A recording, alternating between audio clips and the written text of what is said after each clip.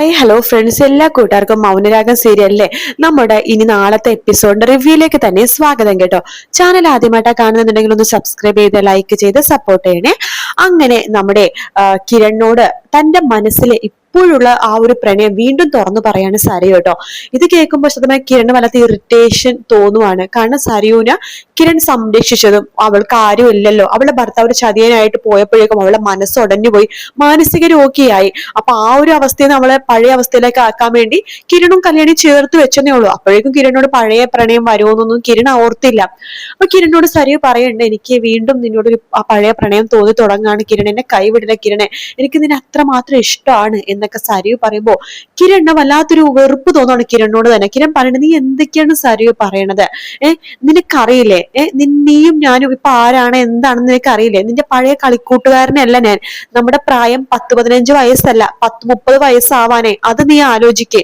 നിന്റെ വിവാഹം കഴിഞ്ഞ് നിനക്കൊരു കുഞ്ഞുണ്ടായി, നിന്റെ വിവാഹ ജീവിതം പരാജയമായിരുന്നു. എനിക്ക് ശരിയാണ്, നിന്നോട് പ്രണയമൊന്നും എനിക്ക് തോന്നിയിട്ടില്ലെങ്കിലും നീ ഒരു നല്ല കുട്ടി അന്ന് ആയിരുന്നെങ്കിൽ എന്റെ അമ്മയെ പറഞ്ഞതിന്റെ ബേസിൽ ഞാൻ നിന്നെ വിവാഹം കഴിച്ചാനെ. അപ്പോഴും എനിക്ക് നിന്റെ പ്രണയമൊന്നും തോന്നിയിട്ടില്ല. അങ്ങനെ പ്രണയം തോന്നിയെങ്കിൽ ഒരിക്കലും എനിക്ക് കല്യാണം എടുത്ത് പ്രണയം തോന്നിയില്ലായിരുന്നോ? അങ്ങനെ നിന്നോട് പ്രണയമൊന്നും തോന്നിയിട്ടില്ല. പിന്നെ അമ്മ ഇങ്ങനെ നിർബന്ധിക്കുന്നതുകൊണ്ട് നിന്റെ നല്ല ഒരു സ്വഭാവം ആയിരുന്നെങ്കിൽ വിവാഹം കഴിച്ചാനെ, അത്രേ ഉള്ളൂ. അല്ലാതെ നിന്നോട് അങ്ങനത്തെ രീതിയിൽ എനിക്ക് ഒരു പ്രണയമോ അറ്റാച്ച്മെന്റോ തോന്നിയിട്ടില്ല. കൂടെയുള്ളൊരു കൂടപ്പിറപ്പ് അത്രേ തോന്നിയിട്ടുള്ളൂ. പിന്നെ എനിക്കിപ്പോ ഒരു ഭാര്യയുണ്ട്, കല്യാണി നമുക്കൊരു കുഞ്ഞുണ്ട്, കല്യാണിക്കൊരു കുഞ്ഞുണ്ട്, കല്ലുമോൻ. അപ്പൊ ആ ഒരു അവസ്ഥയില് നീ എന്തിനാണ് ഇങ്ങനെയൊക്കെ പറയണത്? കല്യാണി എനിക്ക് ആരാണെന്നും എന്താണെന്നും നിനക്ക് അറിയാലോ. ദേ സരിയോ, നീ ഇപ്പൊ പറഞ്ഞത് പറഞ്ഞു, അത് ഞാൻ ഇപ്പൊ മറന്നു കളഞ്ഞു. ഇനി നീ മേലാൽ ഇത് പറയരുത് എന്ന് പറയാണ്. അത് കേൾക്കുമ്പോഴേക്കും സരിയോ പറഞ്ഞു, ഞാൻ എന്തുകൊണ്ട് പറയാതിരിക്കണം?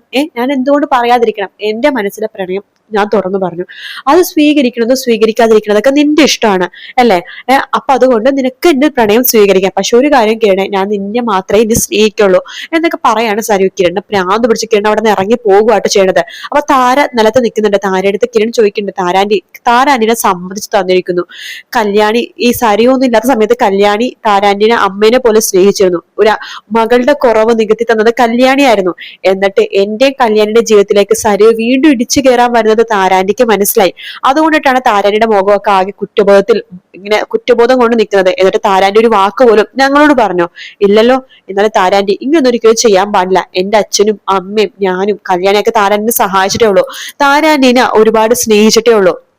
എന്നിട്ട് താരാന്റി ഇങ്ങനെ ചെയ്യാൻ പാടില്ലായിരുന്നു എന്നൊക്കെ പറഞ്ഞിട്ട് കിരൺ അവിടെ നിന്ന് പോകുന്നുണ്ട്. താരക്ക് വല്ലാത്ത ബുദ്ധിമുട്ട് തോന്നാണ്.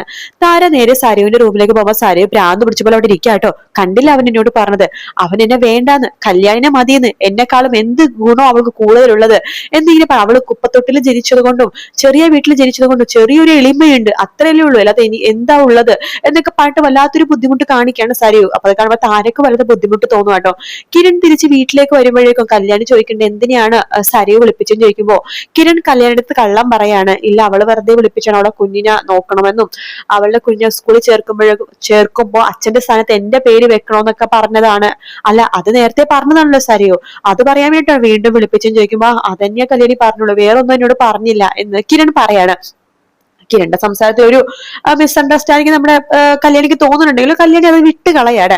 അങ്ങനെ കുറച്ച് ദിവസങ്ങൾ കഴിയുമ്പോഴേക്കും രാഹുൽ പരോളിന് ഇറങ്ങുക കേട്ടോ.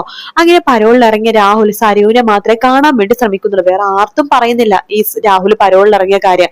അങ്ങനെ സരുവിനെ ആരുടെ മൊബൈലിൽ നിന്ന് വിളിക്കുകയാണ്. സരുവിനോട് പറഞ്ഞു, മോളെ ഇത് ഞാനാണ്, അച്ഛനാണ്, എനിക്ക് നിന്നെ കാണാം. അച്ഛൻ പരോളിൽ ഇറങ്ങി. അച്ഛൻ കറക്റ്റ് സമയത്തിനാണ് പരോളിൽ ഇറങ്ങിയത്. അച്ഛൻ ഇപ്പൊ എവിടെയാണെന്ന് ചോദിക്കുമ്പോൾ ഇന്ന സ്ഥലത്തുണ്ട്, മോൾക്ക് വരാവോ, എനിക്ക് മോളൊന്നും കാണണം എന്ന് പറയാണ്. അങ്ങനെ സരയു രാഹുലിനെ കാണാൻ വേണ്ടി റോഡരികെ പോകുന്നുണ്ട്.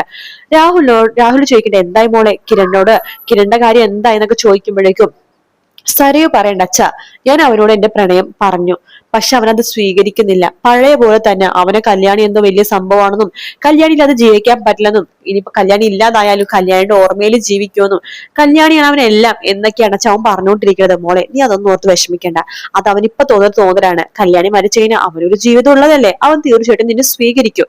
പക്ഷെ അതിനിപ്പോ ഇടങ്കോലായിട്ട് നിൽക്കുന്നത് കല്യാണിയാണ്. അവളെ തീർക്കണം, അവളെ തീർത്താൽ മാത്രമേ നിനക്ക് ആ സ്ഥാനത്തേക്ക് വരാൻ പറ്റുള്ളൂ. അച്ഛാ അതിനിപ്പോ ഇനി എന്താ ചെയ്യാൻ ചോദിക്കുമ്പോഴേക്കും അതിനെ ചെറിയ പ്ലാനൊക്കെ ഞാൻ കണ്ടുവച്ചിട്ടുണ്ട്. എന്തായാലും ഞാൻ തിരിച്ച് ജയിലിൽ പോകുന്ന മുമ്പ് എന്റെ മോളുടെ ആഗ്രഹം ഞാൻ സാധിച്ചെന്നേക്കും. കിരണ നിന്റെ കൈ വെള്ളയിലേക്ക് വെച്ച് തന്നിട്ടേ ഈ അച്ഛൻ പോകുള്ളൂ എന്നൊക്കെ പറഞ്ഞിട്ട് രാഹുൽ അവിടെ നിന്ന് അങ്ങോട്ട് പോകാണ്. സരയുനും സമാധാനമാവാണ്, തന്റെ എല്ലാമായ അച്ഛൻ വന്നല്ലോ എന്ന് ആലോചിച്ചിട്ടോ.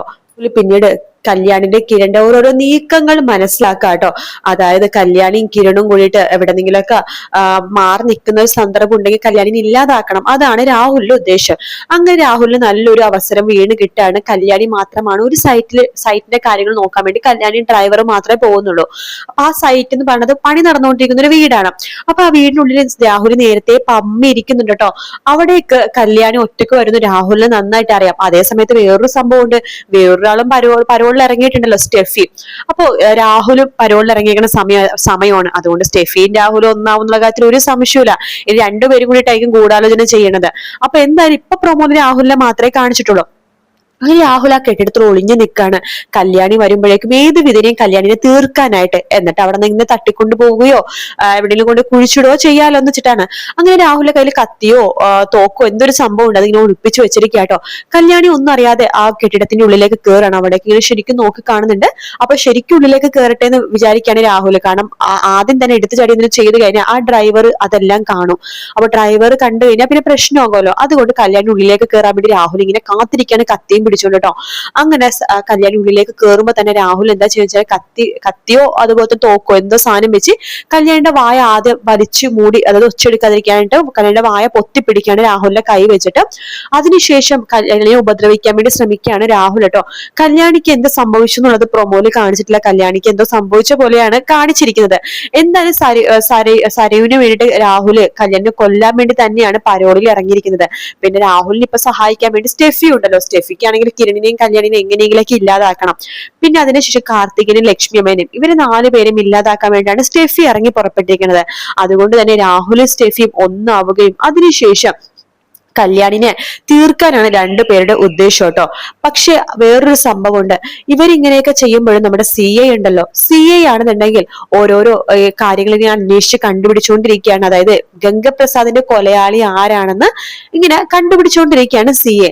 അങ്ങനെ കണ്ടുപിടിക്കുന്ന സമയത്ത് ഒരുപാട് CCTV ദൃശ്യങ്ങളും കാര്യങ്ങളൊക്കെ കാണുമ്പോൾ ഈ കിരണും രതീഷും വേലൂരും എന്തൊക്കെയോ രഹസ്യങ്ങൾ അറിയാന്ന് CIക്ക് മനസ്സിലാവുന്നുണ്ട്. അതുകൊണ്ട് തന്നെ ഇയാളുടെ കേസ് അന്വേഷണം വീണ്ടും കാട്ടിലേക്ക് പോകുവാണ്. അതായത് വേലുവിന്റെ ആ ഒരു സ്ഥലത്തേക്ക് പോകണം. ഇനി ഗംഗപ്രസാദിനെ കൊന്ന് അങ്ങോട്ടേക്ക് അങ്ങനെ കൊണ്ടുപോയെന്ന് അറിയില്ലല്ലോ. അതുകൊണ്ട് വീണ്ടും കാട്ടിലേക്ക് പോകണം. അപ്പൊ വേലും അതുപോലെ തന്നെ നമ്മുടെ അമലുവൊക്കെ ഞെട്ടിപ്പോണ പോലീസുകാരെ കാണുമ്പോ എന്താന്ന് വേലു ചോദിക്കുമ്പോഴേക്കും ഒരു ഗംഗപ്രസാദൻ നിനക്കൊക്കെ അറിയാവോടാ എന്ന് ചോദിക്കുകയാണ്. പിന്നീട് പല കാര്യങ്ങളും ചോദിക്കുന്നുണ്ട്. വേലു ഒന്നും തന്നെ വിട്ടു പറയുന്നില്ല. പക്ഷെ CAക്ക് ഒരു കാര്യം മനസ്സിലായി, ഗംഗേനെ കൊന്നിരിക്കുന്നത് കിരൺ ഒറ്റയ്ക്കല്ല, അതിന്റെ കൂടെ രതീഷും വേലും ഉണ്ടെന്നുള്ളത്. പക്ഷെ അയാൾക്കറിയാത്ത വേറൊരു കാര്യമുണ്ട്. ഇവര് 3 പേരല്ല ശരിക്കും കൊന്നേക്കണത്, വേറൊരാളാണ്. അതും ഈ CA തന്നെയാണ് കണ്ടുപിടിക്കാൻ പോണേ കേട്ടോ. അതായത് കിരണിന്റെ വിചാരം കിരണിന്റെ കൈ കൊണ്ടിട്ട് അബദ്ധം വെച്ചാൽ മരിച്ചു എന്നാണല്ലോ. പക്ഷെ അങ്ങനെയല്ല, വേറൊരാളാണ് ഇത് കൊലയാളിയാണ് ഇതിന് പിന്നിലെന്ന് കിരണും അറിയാൻ പോകുന്ന നിമിഷങ്ങളാണ് ഇനി വരാൻ പോകുന്നത്.